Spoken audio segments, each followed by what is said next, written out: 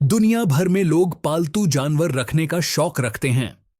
आमतौर पर कुत्ते और बिल्लियां सबसे ज्यादा देखने को मिलते हैं, लेकिन कुछ लोग इस परंपरा को तोड़ते हुए खरगोश, कछुए, सांप, बंदर, घोड़े और न जाने क्या क्या पालते हैं। कई बार लोगों के मन में यह ख्याल भी आता है कि क्यों न किसी खतरनाक जानवर को पालतू बना लिया जाए, ताकि जब उसे लेकर बाहर निकला जाए तो लोग डर के मारे दूर भागने लगें। भले ही यह ख्याल रोमांचक लगे, लेकिन असल में यह मुसीबत भी बन सकता है। सोचिए, अगर आपके घर में जंगल का राजा शेर या फिर कोई दूसरा खूंखार जानवर हो जिसकी आवाज से ही लोग सिहर उठे। आज मैं आपको एक ऐसे परिवार की सच्ची घटना सुनाने जा रहा हूं जिसने 2 शेर पाले, लेकिन उन शेरों के साथ उनकी जिंदगी में जो हुआ वह सुनकर आपकी रूह कांप जाएगी। यह घटना है लैब और नीना नाम के दंपत्ति की, जिनकी कहानी शुरू होती है तब जब एक अज्ञात शख्स उनके घर के बाहर एक नवजात भेड़िए का बच्चा छोड़ गया। पहले तो उन्होंने कभी कोई पालतू जानवर नहीं पाला था, इसलिए संभालना नहीं आता था। इसी वजह से वे हर रविवार पास के चिड़ियाघर जाने लगे ताकि जानवरों की देखभाल के बारे में सीख सकें। कुछ समय बाद उन्होंने उस भेड़िए का नाम रखा टॉम। एक दिन उनकी छोटी बच्ची ईवा भी उनके साथ चिड़ियाघर गई। उस दिन वहां की एक शेरनी ने एक बच्चे को जन्म दिया था। ईवा उस शेर के बच्चे को अपने साथ ले जाने की जिद पर अड़ गई। काफी मनाने और जू मैनेजर से बात करने के बाद आखिरकार वह शेर का बच्चा उन्हें मिल गया।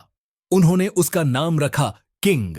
शुरुआत में वह दूध पीता था, लेकिन जैसे जैसे बड़ा हुआ उसे मांस भी दिया जाने लगा। किंग बड़ा होकर एक तंदुरुस्त शेर बन गया, लेकिन उसका व्यवहार बिल्ली की तरह था। बच्चों के साथ खेलना, घर आने वालों को जीभ से चाटना। यह आदत आसपास के लोगों में चर्चा का विषय बन गई, लेकिन फिर भी लोग सतर्क रहते क्योंकि वह आखिर शेर था। किंग की रात की दहाड़ से पड़ोसियों की नींद उड़ जाती थी। लैब और नीना उसे सुबह बाहर घुमाने भी ले जाते थे, जिससे आसपास के लोग और डर जाते थे। पड़ोसी इस कदर सहम गए कि घर से बाहर निकलना बंद कर दिया।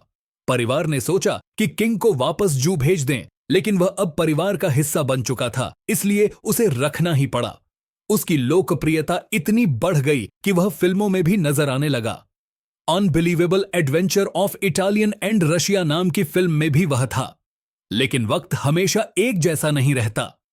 1973 में एक फिल्म की शूटिंग के दौरान किंग को एक स्कूल में रखा गया था। वहां लोगों को चेतावनी दी गई थी कि शेर से दूरी बनाए रखें। एक दिन एक लड़का और उसकी गर्लफ्रेंड स्कूल पार्क में बैठे थे, तभी किंग उनके पास पहुंचा और उन्हें चाटने लगा। वे डर गए और चिल्लाने लगे। पास से गुजर रहे एक पुलिसकर्मी ने आवाज सुनी और बिना सोचे किंग पर गोली चला दी। वहीं किंग की जिंदगी खत्म हो गई। किंग की मौत के बाद लैब और नीना बुरी तरह टूट गए। भावनात्मक जुड़ाव इतना गहरा था कि उन्होंने फिर एक नया शेर पालने का फैसला किया, जिसका नाम रखा किंग सेकंड। लेकिन यह शेर पहले वाले जैसा नहीं था।